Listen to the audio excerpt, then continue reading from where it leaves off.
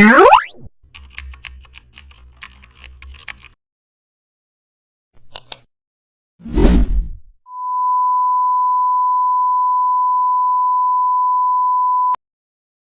back to the channel, and don't forget to like, share and subscribe for more updates.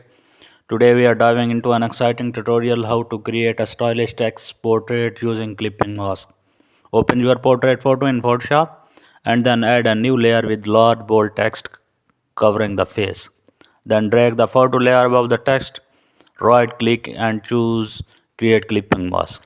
Instantly your face appears inside the letter. Adjust the image placement for balance. Now add a dark background to highlight contrast. Use drop shadows to pop the text from the background and add a subtle gradient overlay to the text. Adjust the letter spacing for a creative look.